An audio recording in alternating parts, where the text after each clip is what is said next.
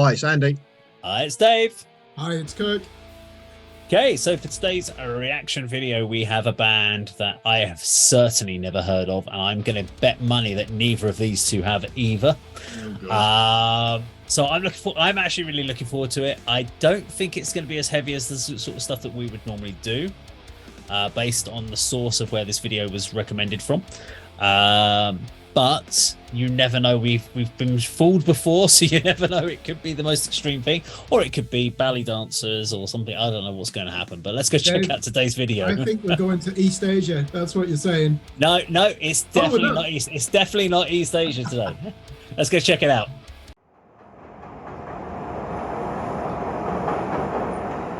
Clark and Lake is next. Doors open on the right at Clark and Lake. Transfer to green, orange, and blue line trains at Clark and Lake.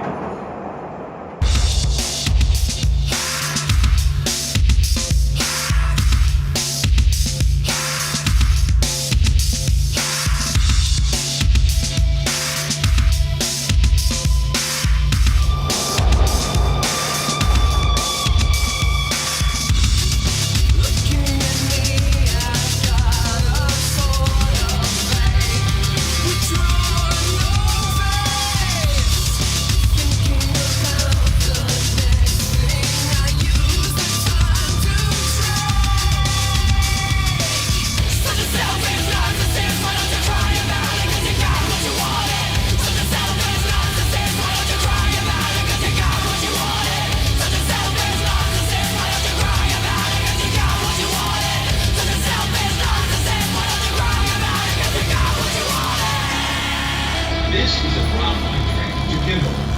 Merchandise Mart is next. Doors open on the right at Merchandise Mart.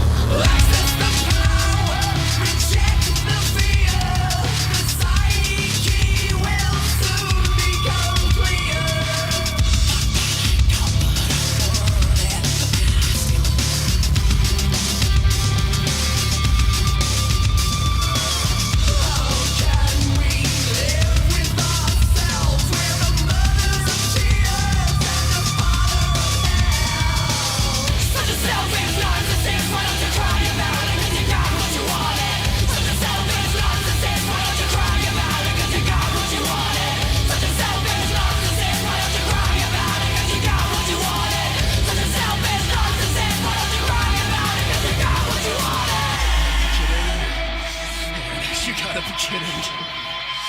Are you kidding? Oh man, you gotta be kidding. Are you kidding? Oh, yeah, you gotta be kidding. Are you kidding?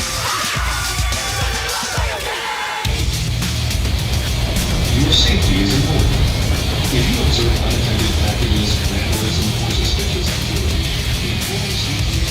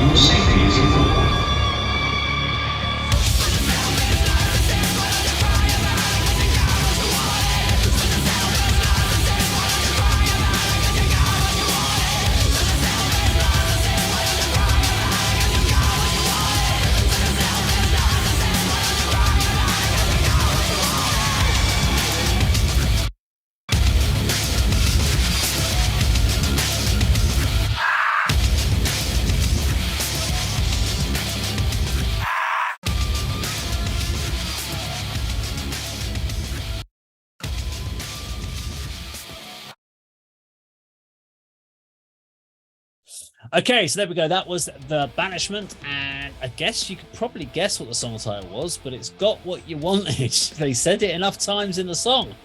Go on then, Andy. Let's get your thoughts and feelings on this one. I like the solo,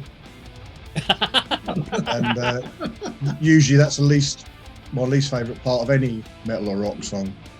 Look at the video is quite good, the retro look and everything, and Mad Max 2 extras running around, but not for me. Sorry, not for you. Okay, You've got to give us more, Andy. Tell us why it's not for you. It's not my style of music. I don't even know what you'd call that, to be honest. Sort of electronica, electric rock. I don't know. Industrial. It's probably industrial would be the one it'd fall under. Yeah. Would you even say as a good example of industrial metal? Because I mean, my knowledge of that is like Rammstein, basically, and.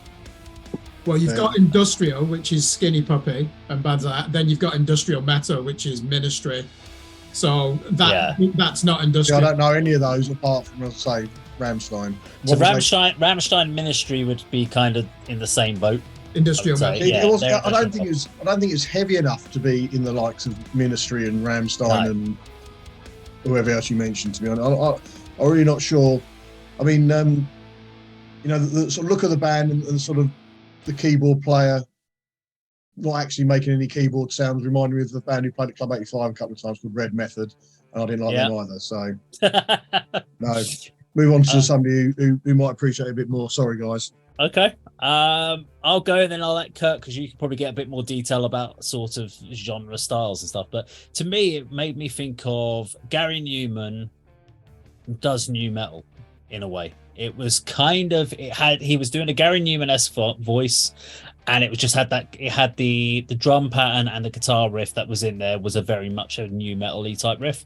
There was a little bit too much repetition for me overall, because it just felt that for a 4 and a bit minute song, it just had far too much repetition going on. There wasn't enough to break it up. There were some verse elements early on, but it became a bit too repetitive, because there was a very much a formulaic feel to the song, and maybe that's intentional because it was trying to get that kind of that typical industrial vibe. And I guess Gary Newman at points would be classed as one of our industrial forefathers.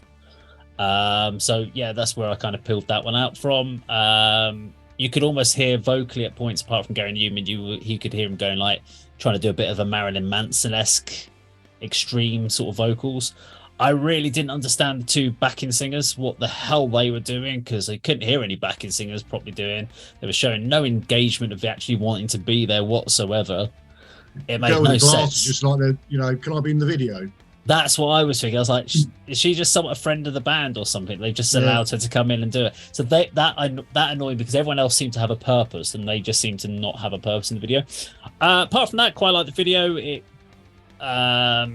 It was well put together for what it was, but I would have preferred that song to be about 3.5 minutes max.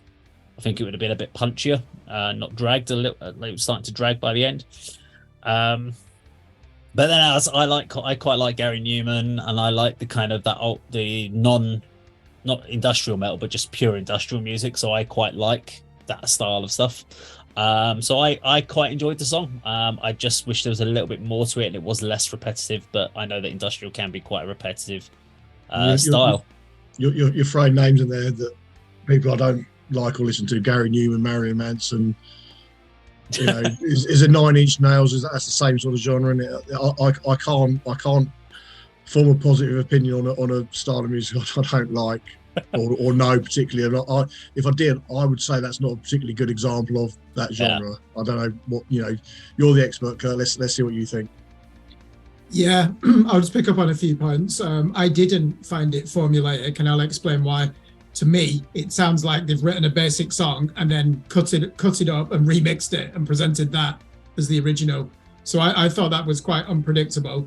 We shouldn't be judging this as an industrial metal artist. It's industrial music. So that comes from artists of the early 80s like Throbbing Gristle.